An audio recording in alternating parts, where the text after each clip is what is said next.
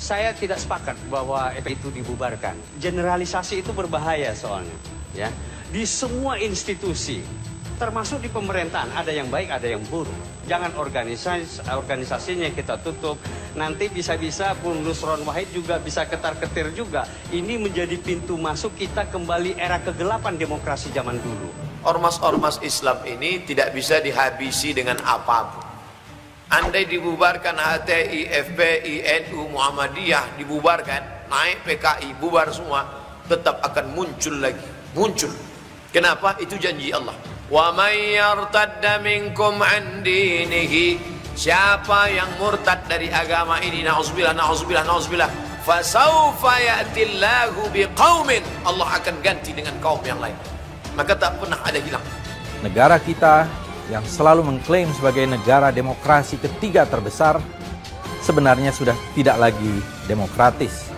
Dan ini adalah satu praktek otoritarianisme yang sangat telanjang. Mudah-mudahan ada upaya-upaya hukum yang merupakan pembelaan dari organisasi ini sehingga kita bisa melihat apa yang sesungguhnya terjadi. Tolong kita persiapkan langkah-langkah hukum, juga PT UN. Kalau misalnya nanti format resmi dari pemerintah yang terkait dengan pembubaran itu sudah keluar, kita akan mengajukan gugatan PT UN. Kan dari 2019 memang sudah dinyatakan, Pak. Kenapa? Untuk dibubarkan secara organisasi sudah selesai. Namun secara de jure sekarang tanggal 30 Desember. Justru itu bertentangan karena kan Mahkamah Konstitusi mengatur pasal 8 di ketentuan Mahkamah Konstitusi putusan nomor 82 tahun 2013 bahwa itu tidak ada pendaftaran itu. SKT itu tidak wajib, sukarela saja. Tapi pernah mau diurus nggak, Bang? Oh, diurus, tapi kita ada kendala, kita secara formal kita mengajukan, kita juga secara bertahap komunikasi dengan yang ada di Kementerian Dalam Negeri dan macam-macam. Tapi kan ini ada kendala, kita biarkan saja. Yang penting kita niatnya baik secara hukum, kita mengikuti secara prosedur yang benar. FPI memang fenomenal, ya. Bagaimana kita lihat anggotanya ada yang terbunuh atau dibunuh 6 orang. Kemudian pimpinannya, imamnya ditangkap. Lanjut lagi, pesantrennya digusur. Dan terakhir, ormasnya dibubarkan. Saya kira baru kali ini terjadi sebuah ormas di Indonesia yang dihantam serangan bertubi-tubi dari berbagai sudut, dari berbagai penjuru. Ya, ada pihak-pihak yang semakin ketakutan dengan pengaruh dari Habib Rizik terhadap umat Islam di Indonesia. Hari ini banyak yang bersedih, terutama keluarga besar Front Pembela Islam. Meskipun saya yakin sekali kalau pada diri Habib Rizik Syihab dan orang-orang yang berada di ring satunya, saya yakin ini sebetulnya sudah diperkirakan, ini sudah diduga, dan mereka tidak akan kaget. Beliau sudah menyiapkan plan B, C, D, dan seterusnya.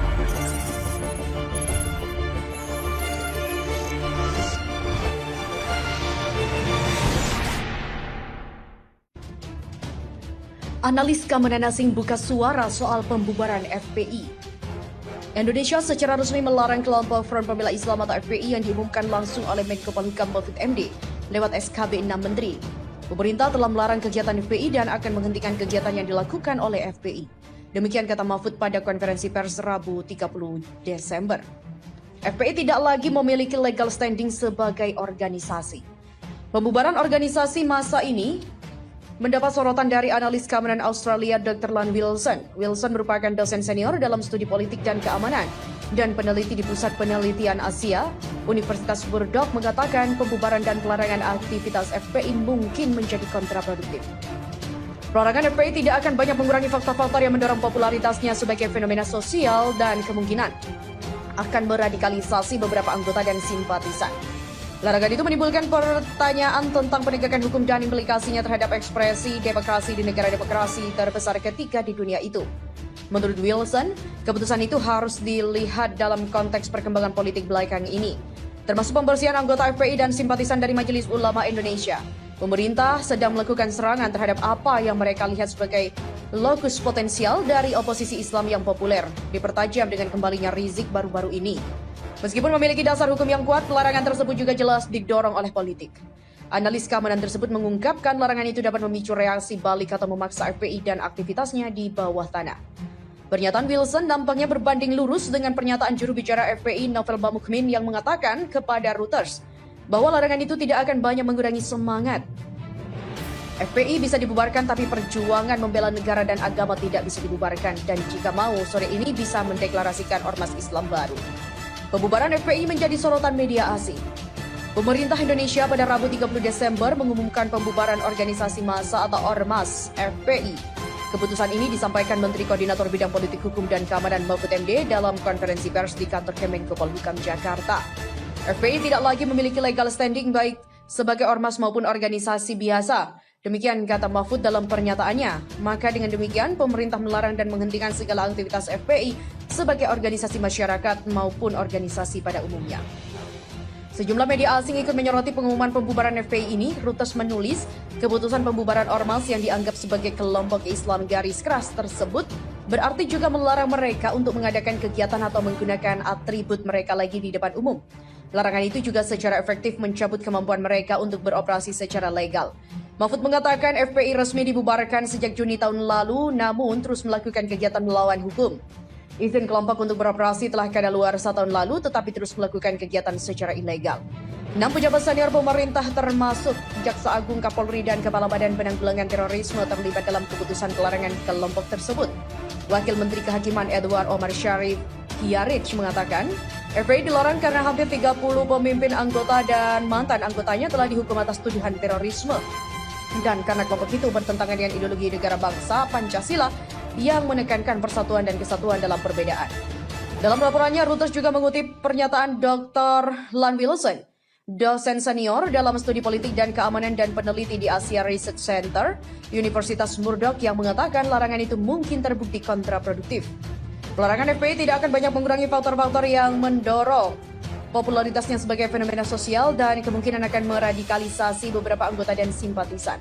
Media Jerman Deutsche Welle atau DW menulis alasan-alasan pemerintah RI melarang FPI terutama soal kaitannya dengan terorisme. DW menulisnya dengan judul Indonesia Bans Militant Islamic Defenders Front. Sementara AFP menyoroti reaksi kemarahan yang datang dari juru bicara FPI, Novel Bamukmin, yang bersumpah untuk melanjutkan perjuangannya meski ada larangan. Mereka bisa melarang FPI, tapi mereka tidak bisa menghentikan perjuangan kami untuk membela negara dan agama. Jika sore ini kita mau, maka kita deklarasikan Ormas Islam baru, dan jika dilarang lagi, kita lakukan lagi. Kita di sini untuk bertahan. Banyak kejanggalan. Apa sebenarnya dasar hukum menteri bisa membubarkan FPI? Ada banyak kejanggalan yang dilakukan pemerintah dalam membubarkan organisasi Front Pembela Islam. Demikian pendapat pengamat politik Universitas Nasional Andi Yusran saat berbincang dengan kantor berita politik Ermol. Menurut Andi, setiap organisasi masyarakat di mata undang-undang memiliki hak yang sama untuk berkumpul dan juga berserikat. Andi menekankan, dalam negara yang pelarangan ini tertuang dalam surat keputusan bersama atau SKB Mendagri, Menkumham, Menkominfo, Jaksa Agung, Kapolri, Kepala BNPT nomor 220/4780 tahun 2020, nomor M.HH/14.HH05.05 tahun 2020, nomor 690 tahun 2020, nomor 264 tahun 2020, nomor KB/3/12 tahun 2020, dan nomor 320 tahun 2020 tentang larangan kegiatan penggunaan simbol dan atribut serta penghentian kegiatan FPI. Andi menekankan dalam negara memiliki asas hukum, tidak boleh ada institusi apapun yang bisa berbuat di luar kesewenangannya. Doktor Politik Universitas Pajajaran ini justru mempertanyakan apa dasar para pembantu Joko Widodo menerbitkan surat keputusan bersama atau SKB membubarkan Ormas. Pada 5 tahun Undang-Undang Dasar 1945, organisasi non-pemerintah dan organisasi publik memiliki kedudukan yang sama di mata hukum. Dia justru bertanya apa dasar kewenangan Menteri keluarkan SKB membubarkan Ormas ini. Banyak kejanggalan. Menteri tidak ada kewenangan untuk membubarkan. Jika mau dibubarkan, yang menentukan adalah hukum di pengadilan, tidak melalui SKB, dan ini mencederai demokrasi Pancasila. Demikian kata Andi Yusran. Andi juga justru melihat keputusan dari pemerintah membubarkan FPI ini lebih karena muatan politis. Dalam pandangannya, andai ada oknum FPI yang di mata undang-undang dan Pancasila melanggar hukum, silahkan ditindak dengan tegas. Sikap membubarkan FPI dan menerbitkan SKB, kata Andi, justru tindakan overacting dari pemerintah. Pemerintah melalui Menteri Koordinator Bidang Politik Hukum dan Keamanan Mahfud MD secara resmi melarang segala aktivitas serta penggunaan simbol dan atribut FPI. Pelarangan ini tertuang dalam surat keputusan bersama atau SKB Mendagri, Menkumham, Menkominfo, Jaksa Agung, Kapolri, Kepala BNPT nomor 220 4780 tahun 2020, nomor M.HH-14.HH05.05 tahun 2020, nomor 690 tahun 2020, nomor 264 tahun 2020, nomor KB-3-12 tahun 2020, dan nomor 320 tahun 2020 tentang larangan kegiatan penggunaan simbol dan atribut serta penghentian kegiatan FPI. Sementara itu, pembubaran FPI langgar due process of law. Orang yang dapat setuju atau tidak dengan kegiatan FPI akan tetapi ketidakadilan terhadap tokoh Habib Rizik Syihab dan FPI sangat dirasakan. Setelah pembantaian 6 anggota Laskar FPI oleh aparat kriminalisasi HRS dengan dalih hukum yang dicari-cari, mengganggu aset pesantren Markas Syariah Mega Mendung, maka yang terakhir adalah SKB pembubaran dan pelarangan FPI.